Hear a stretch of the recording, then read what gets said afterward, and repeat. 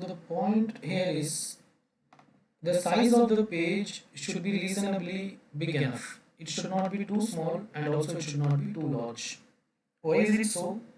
If it is too small, then it means that if the particular page is not in the main memory, say this is main memory, if the particular page is not in the main memory, then for getting a small page, you have to access the disk, which is a time consuming operation, which is not advisable. Okay, right. So that is the reason why it should not be too small. Now why it should not be too big? It should not be too big because, say again, a page is not in the main memory. Now you are going to take a, see, CPU is asking only 1 byte or 2 byte or 1 word. Okay, but for that we are going to take the entire page, right? So that we are saying that the page size should be of a reasonably good enough. It should not be too small and also too big. CPU is asking for 1 word. That word is not in the main memory. That means that word is not in any page of the main memory because we deal everything in terms of pages, right? So now if the page size is very big and it is available in one of the page in the secondary storage device, that is the hard disk, then we move that big page to the main memory. Okay, now moving this big page from the hard disk will take quite a lot of time. Okay, and you have moved this big page just for 1 word, right? And it may so happen that other words of that page may not be used, or it might be used very less frequently. Okay, in that case that will also lead to inefficiency. Okay, so it is the job of the designers, the organization, these computer organization designers, to identify the right size of the page. Okay, so as a computer engineer, you should be aware of this.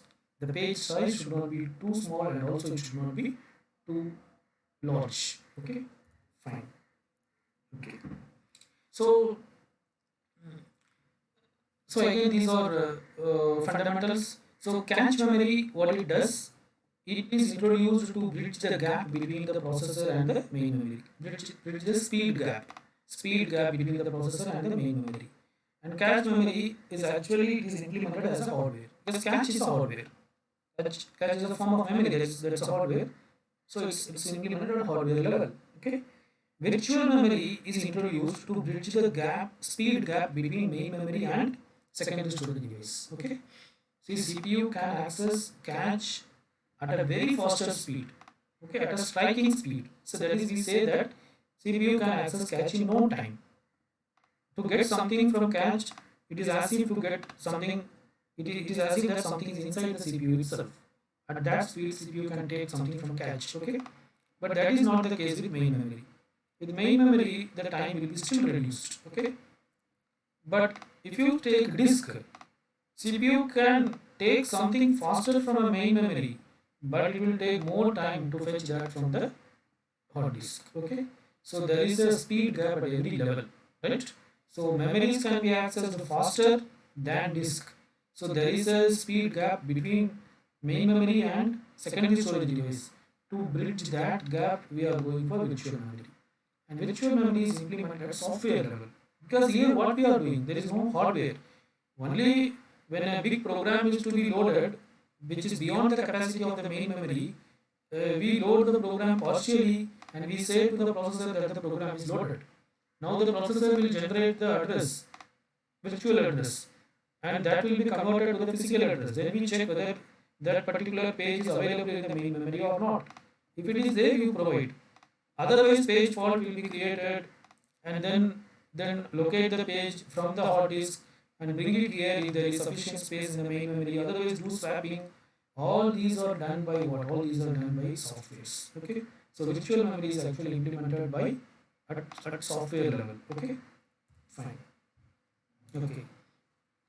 So each virtual address or logical address, virtual address can also be called as logical address. Okay. Generated by the processor, it can be divided into two parts. The higher order bits of the virtual address, it will actually refer to the page number, or you can call it as the virtual page number. The higher order bits of the virtual address will refer to the page number. That is, this address, whatever the address the CPU is trying to locate, it is available in which page. that page number, the higher order bit will hold. Okay, and the lower order bit will contain the exact location, specific location. Okay, because a page may contain several words. A page may contain multiple words. Okay, so the higher order bit of the virtual address will identify only the page number. Say this is page 0. So this entire thing is page 0. Okay, maybe another one, this entire thing may be page 1. Okay, page 1. Like that you may have several pages. Like that you may have in the main memory there may be multiple pages, hundreds or thousands of pages. So the virtual numbers, higher order bits will identify only the page number or the starting address of the page number. And the lower order bits will specify exactly which location. Okay, right? Fine. So in this page, if the higher order bit says if it is page 0, then in this page, this entire thing, this page contains say 4 words, 1, 2, 3, 4, then which word it is? It is the first word or 0th word or first word or second word or third word, that will be specified by the lower order bits. Okay, right. And information about the pages of main memory will be maintained by a table. That table is called as page table. Okay, so the entire concept is what main memory is divided into several pages, like page 0, page 1, page 2, like that. There are many pages in the main memory. Again, each page is a collection of words. Each page is a collection of words. Okay, now there are many pages in the main memory, and each page will have some starting address. Okay, starting address, this is page 0, it will have one starting address. Page 1 will have some other starting address. Every page will have its own starting address. Okay, now there should be some mechanism to know the starting address of every page. For that we maintain a table. That table is called as page table. So the page table contains what? It contains the page number. Primarily it contains the page number and the starting address of that particular page. Page 0, what is the starting address? Page 1, what is the starting address? Page 2, what is the starting address? So on and so forth, all the page. Okay. In addition to that, we will also have some control bits. What these control bits will hold, that we will discuss in the coming slides. Okay, right. The area of the main memory that can hold a page is called as page frame. Okay, see, all these are pages. This is one page. This is one page. This is one page. Okay, so one page is also called as one frame. One page is also called as one frame. Okay, right. The area of the main memory that can hold a page is also called as one frame. It's another terminology. Instead of calling it as a page, you can also call it as a frame. Right? Okay. So this page table is the one which acts as a index for the page table. Okay.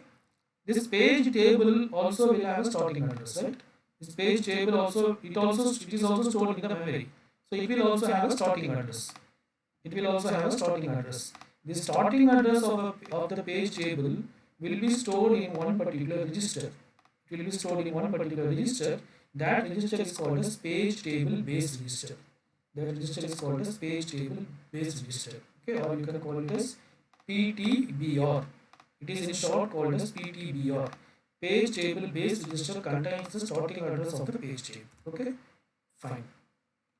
So with this knowledge, let us see how the concept of paging works, how the concept of virtual memory works. Okay, so this is the address which is coming from the processor. It is a virtual address. It contains two ports, the higher order port and the lower order port. Okay, the higher order port, it actually refers to the page number. It says which page number I want to access. It just says which page number I want to access. So it will just say page, I want to access page 0, page 1, page 2 or page 3 or page 100, whatever it may be. Okay, so this page number is added with the page table base address. Okay, this page number is added with the page tables base address. Okay, so this is page table starting address. Say page table starting address is 2000. Okay, now in the page table, say this shows like 0th page is available in which address, first page is available in which address, second page is available in which address, so on and so forth. Like that, 100th page is in which address, 101th page is in which address. Like that, the page table contains. Okay. Now say that the virtual page number, it is trying to access 100th page number. Okay. Now this 100 will be added with what? is 2000. 2000 is the starting address of the page table. Okay. So this zeroth entry of page table, I mean, which is pointing to page 0, it is available in 2000 address. Next is in 2001 address. Okay. Next is in 2002, so on and so forth. This page, the address of the page table, sorry, the address of the page 100 will be available in which address of the page table? 2100. Okay, this address will be available. So this 2000 will be added with the 100. That will give you this particular location, which is nothing but 2100. Okay, this 2100 will contain some address. Okay, that is what? That is the actual starting address of this particular page, 100 page starting address.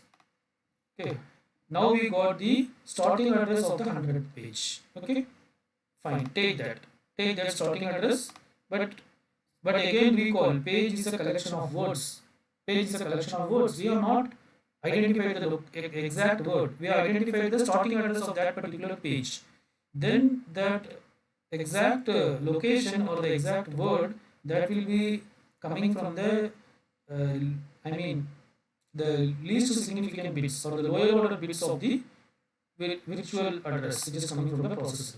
Now take that will be acting as an offset. Okay, here we got the page number which will identify the starting address of that page which you want to access, and add that with that offset, that will give you the exact location or the exact word that is to be accessed. Okay, so this is how address translation happens for a virtual memory. So apart from this, here you see the page table can also have control bits. Where is the diagram? Page table may also have some. Here it is not shown, but actually page table can also have some control bits. What these control bits can contain? So the control bits, one of the bit may indicate the validity of the page, whether the page is valid or not. Okay. Right?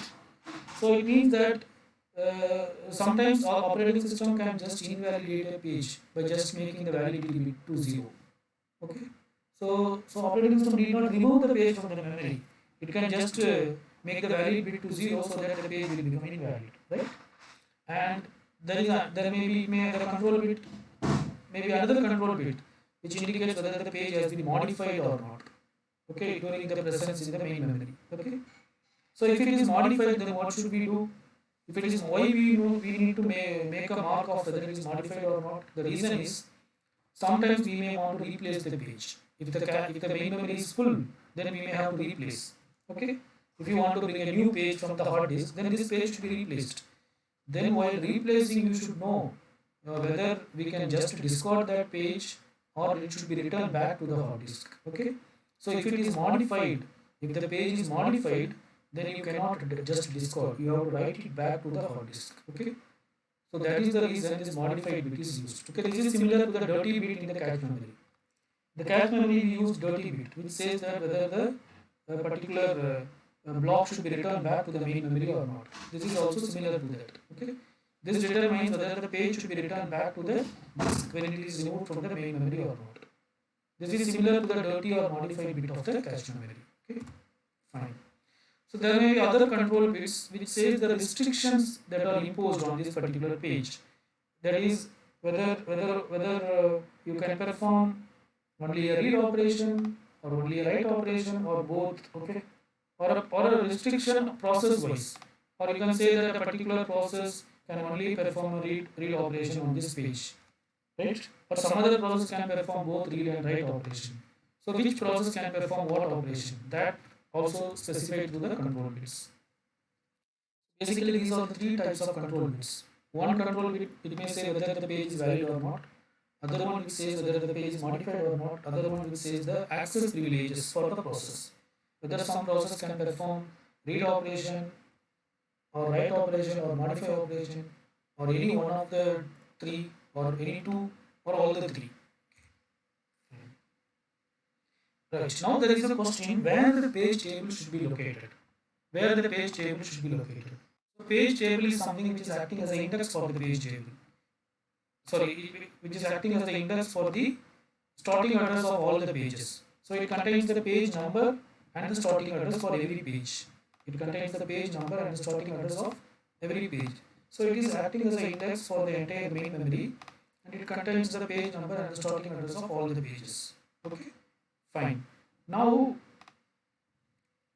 now the question is where this page table should be stored. Okay, ideally page table should be stored along with MMU, memory management unit. Okay, but if you see memory management unit is a part of CPU. Okay, memory management unit is a part of the CPU. You can see this diagram. As per this diagram, memory management unit, you can see here processor, here memory management unit. So actually memory management unit is located inside the processor itself, right? So page table also should be located where MMU is located. So it means that page table also should be located in the processor, right? But you cannot keep page table inside the processor because page table is so huge. Because a system can have many pages and you have entry for all the pages in the page table, right? So you cannot keep the entire page table in the main memory, right? So here we have a problem, right? So to overcome the problem, we are going to use something called TLB. We are going to use something called TLB. TLB stands for Translation Look Aside Buffer. TLB stands for Translation Look Aside Buffer. So what is a Translation Look Aside Buffer means? It is a copy of the page table. It is a copy of the page table. It's not a copy of the full page table. It is a copy of the partial page table which are frequently accessed. Okay. It is a copy of the, it is a small copy of a partial page table which are frequently accessed. Okay. A copy of a small portion of the page table can be accommodated within MMU, inside MMU. Okay. So a copy of the small portion of page table can be accommodated inside MMU. This small portion of page table is called as TLB, Translation Look Aside Buffer. Okay. So what TLB contains means it holds page table entries that are most recently or most frequently accessed. Okay. It contains page table entries that are most recently or most frequently accessed. Okay, right? So this is something like a cache for the page table. This is something like a cache memory for the page table because page table is in the main memory, whereas TLB is in the MMU, which is inside the CPU. Okay, right. Now, whenever the CPU want to access something, whenever address is generated, first the MMU will check in the TLB, the translation look aside buffer, whether the particular page number is available or not. If it is available, then the MMU can get the address of that page from the TLB itself. So that will be very fast. That will happen at no time. Okay. Only so that we call it as TLB hit. So if the virtual address generated by the processor, okay, the corresponding page number for that virtual address is available in the TLB, right? You recall the virtual address, it contains two parts. Higher order bits refer to the page number and the lower order is offset. That is the exact location. So the MMU will take the higher order bit, that will the page number, it will check in the TLB. Is that page is referred in the TLB or not? If it is referred, then it will immediately get the physical address, okay, and that will be added with the offset, and the actual location will be immediately found out. Okay, so that is called as TLB hit. But if it is not in the TLB, then it will become TLB miss. If there is a TLB miss, then the MMU will check in the main memory, that is in the page table. Okay, main memory contains page table. Then it will check in the page table. Where is that page available in the main memory? Then again the same process. Then it will get that particular starting address, add it with that offset, then locate it. Okay, so that is called as page table hit. That is called as page table hit. But it may also so happen that it is not available in the page table also. Then we call it as page table miss. Okay, if there is a page table miss, then it should be then that particular page should be loaded from the hard disk. Okay. If there is sufficient page in the main space in the main memory, you load it in the main memory. Otherwise, do swapping. Okay. So this diagram shows how TLB is getting accessed. So the virtual address is generated by the processor. Now from the virtual address, higher order bit refers to the page number, lower order bit refers to the offset. Take the higher order bits, that is the page number, and check whether this same page number is referred by the virtual, is it available in the TLB or not. If it is available in the TLB, then take the appropriate page number. Then take the appropriate page number and add it with the offset. So you get the physical address very quickly. So this is called as TLB hit. This is called as TLB hit. If it is not available, you are checking whether all these, you have to check every location whether there is a match for this virtual address or not. I mean the page number or not. If it is not available, then it is a miss, TLB miss. Okay, if there is a TLB miss, then what will happen? If there is a TLB miss, then the page will be located in the main memory. Okay, and then you have to do the same process. Okay, if it is not in the main memory also, then we call it as again there is a, then we call that as page fault. Page fault. Okay. If it is not in the main memory, means it is not in the page table. Then page table miss. If there is a page table miss, that is called as page fault. Then the whole page must be brought into main memory from the disk before executing further. Okay, right? So upon detecting the page fault, the MMU will raise an exception. Okay, and moving the page from the hard disk to the main memory, that will be happen something like an interrupt. Okay, because that will take a time. That is a very urgent operation, right? So the processing of the active task which causes the page fault will be interrupted. So some process has created the page fault, right? So that process will be interrupted. That will be stopped. Okay, and the control will be transferred to the operating system kernel. So the kernel will then move the requested page from the secondary storage device to the main memory. Once the page is copied to the main memory and the page table is updated accordingly, then the control will go back to the interrupted process, right? Okay, so this is how things work, right?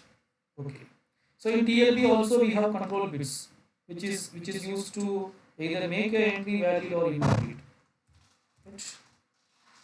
Fine.